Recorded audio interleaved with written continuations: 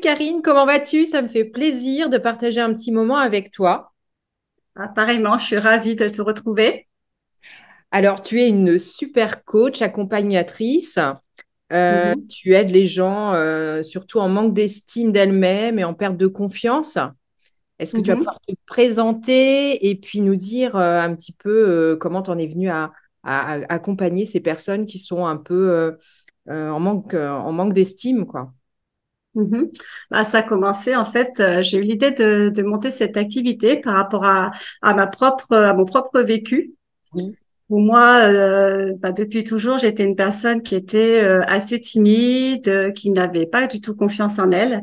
Et en plus, la vie m'a amené beaucoup d'épreuves, euh, voire même de grosses difficultés dès l'enfance, où en fait, j'ai subi des abus. J'ai eu aussi beaucoup d'emprise de pas mal de personnes sur moi tout au long de ma vie, que ça soit au niveau professionnel, par du harcèlement moral, que ça soit par la rencontre d'un compagnon qui était pervers narcissique, que ça soit par également l'emprise familiale.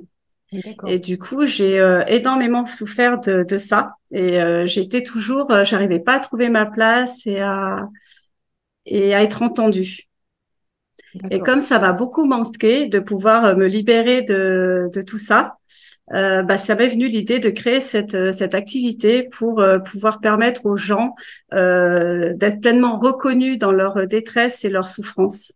Et comment tu as trouvé cette force? Parce que c'est vrai que quand on vit des choses difficiles comme ça, surtout à partir de l'enfance, on se sent démuni. Et comment as-tu puisé cette force? Parce que quand on te voit actuellement, tu es lumineuse, on sent ta détermination, ton courage et ta force. Mais où tu as été puiser ça? Comment tu as fait alors si tu n'étais pas très accompagnée, si tu étais un peu... Alors en fait, c'est chaque épreuve qui m'a permis de déployer cette force, et notamment parce que j'ai rencontré une personne quand j'étais secrétaire qui m'a amené la découverte du développement personnel Oui, et de toutes les ressources que ça pouvait comporter.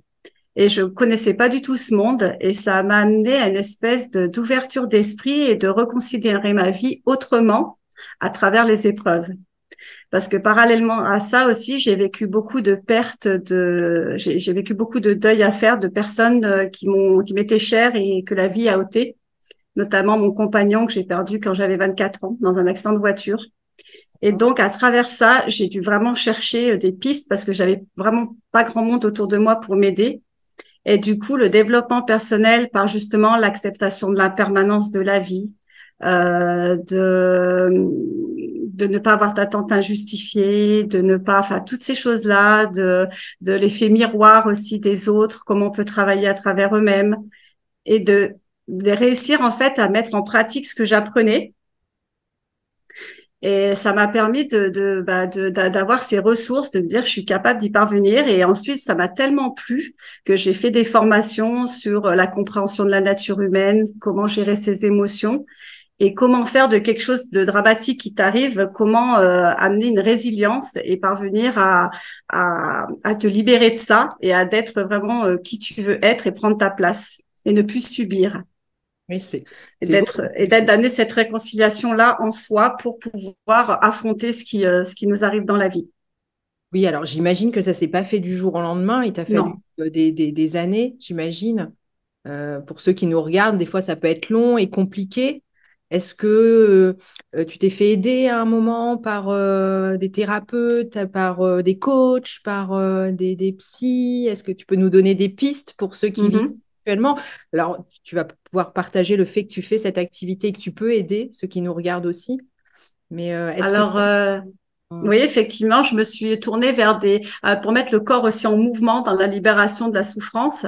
Donc, j'ai découvert aussi une méthode qui s'appelle Tipeee pour se laisser traverser par une émotion et ne plus la retenir, mais la laisser nous traverser, l'accueillir en fait pour qu'elle puisse se libérer.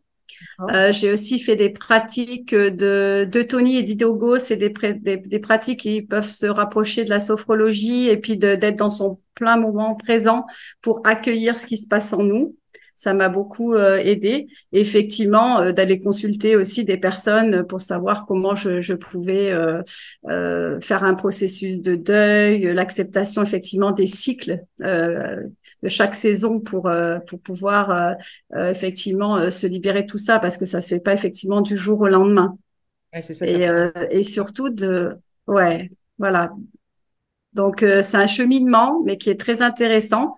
Et moi, c'est ce que je permets aux personnes actuellement. Là, dans celles que j'accompagne, par exemple, c'est des personnes qui sont en souffrance d'aide parce qu'elles viennent d'être quittées par leur partenaire amoureux.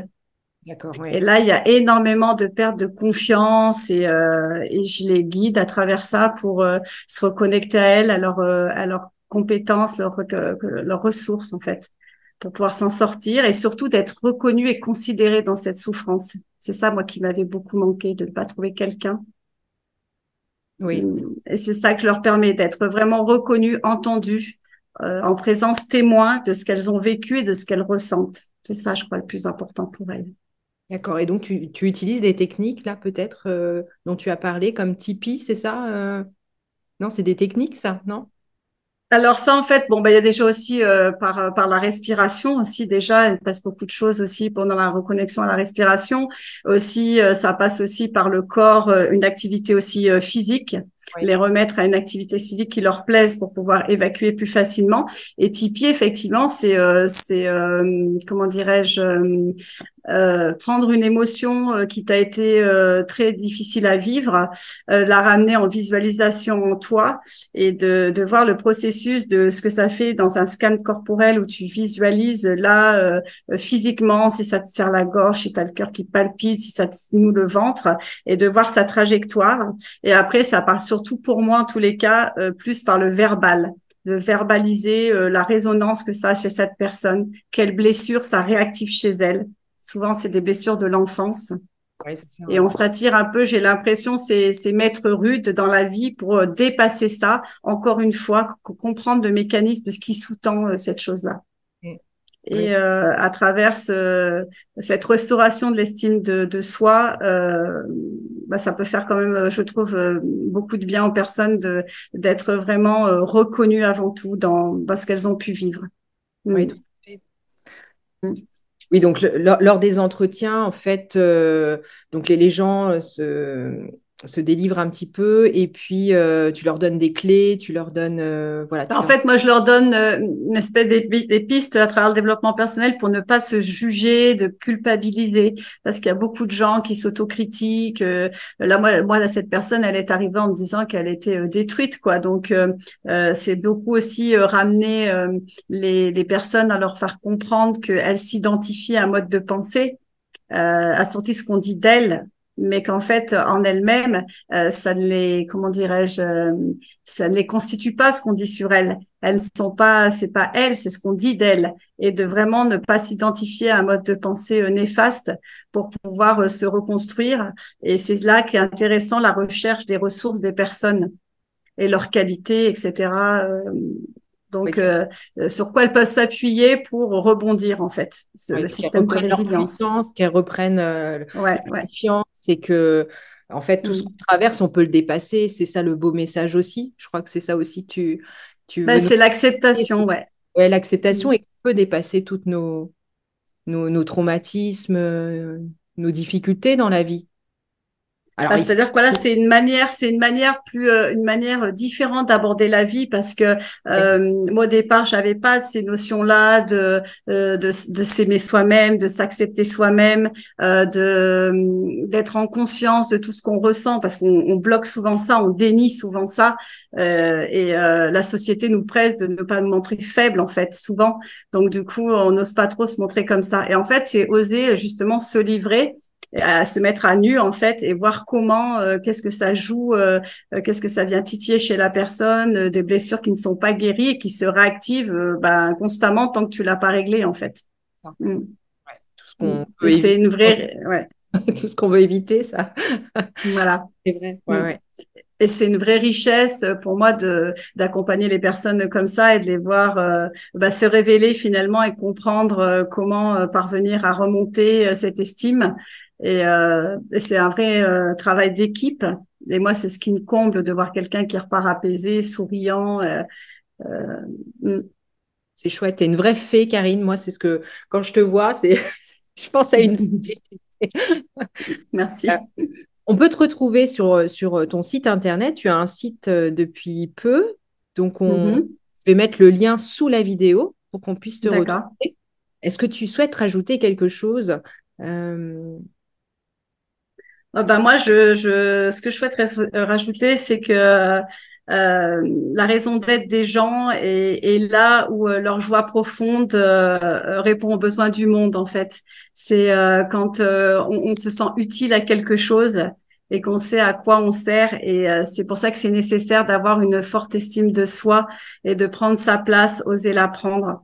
Et de ne plus se laisser contrôler ou donner son pouvoir aux autres, mais de le récupérer soi-même. c'est un beau message et c'est vrai qu'on a tous quelque chose à apporter dans ce monde. Donc surtout, il faut toujours garder espoir. Notre vidéo, Mm, c'est surtout pour ça aussi.